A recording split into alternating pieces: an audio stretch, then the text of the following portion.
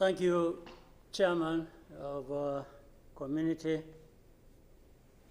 I want to associate myself with what has been said, especially what our sister President Samia Suluhu has just mentioned. But before that, let me raise a couple of questions maybe to guide us. I don't know if that is possible. One, is there anybody among us who did not see this coming? I for one, I saw it coming to be where we are now. I saw it coming because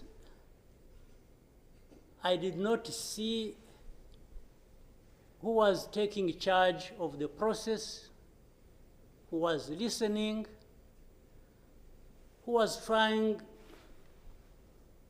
to provide any kind of guidance as to what we should be doing from one thing or one day to another. And by this, I want to also ask, as the East African community, what did we want from the beginning? Or what did we do about that? What are we doing now? And what do we want to do for where we want to go? Because exactly like President Samia has mentioned, if it is talking about problems and defining them, and I think we have been very eloquent. We have talked about all kinds of things. But when do we match what we are saying and what we are doing so that we get to what we want? When do we come to that? I haven't seen it. President, I asked last time in our meeting, the last summit,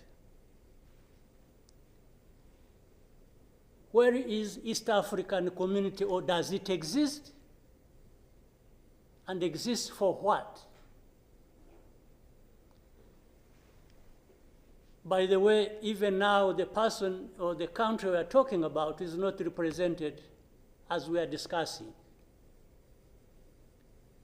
And it is supposed to be, the country is supposed to be part of East Africa, but nowhere to be represented. So I'm not sure what bearing what we are discussing has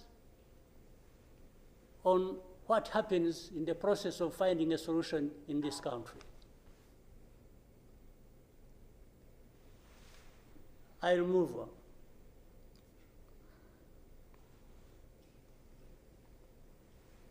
The conflict that was created from the time we had the East African community get involved in trying to help in Congo, and later on when the East African force was trying its best and we are seeing progress, Tshisekedi decided they are not doing what he wanted and went to SADC. SADC agreed they would come and do what he wanted and sent everybody packing. And that we complied and kept quiet. What really did we expect to come out of this? Now, worse still, I think even in East Africa itself, ourselves, maybe we have different understanding of what the problem is, and we have never come together to agree or even disagree and find a way to come together finally to do what we ought to do to deal with this problem. Or we simply decided, each country, to move on its own with a different agenda arising out of involvement or whatever in Congo, and that was enough. If your interests were catered for by Tshisekedi, that was fine, even if the others' interests or concerns were not taken care of. You can imagine, therefore, what chaos comes out of that kind of situation. We are, on one hand, assuming or pretending we are coming together over an issue and trying to find a solution, while at the same time, each country is pulling in its own direction, different from the others. This is the fact of the matter. Now, but even if we were doing everything right, all of us, nothing is going to come out of it until those mainly concerned are also part of it and participating and contributing to the success of the process through which they are getting the support. But if the parties decide or accept to be manipulated, because, and by the way, that's exactly what happened, and I think in Congo, there are experts for doing that. They would go to one party and promise them something, and then they would decide to keep quiet about what is obviously going to result into problems like we are seeing now. For the last 2 days, on Monday and today this morning, I spoke with the president of South Africa, who sought me out to speak with me on this matter because of their involvement in Eastern Congo. And he's also there pretending to be playing a peacemaker role, and he has a force that has been fighting alongside FDLR and has been fighting the M23 on the instructions of Tshisekedi, because these are people who are not supposed to be in Congo, that these are from Rwanda, or the M23 are not Rwandans, please.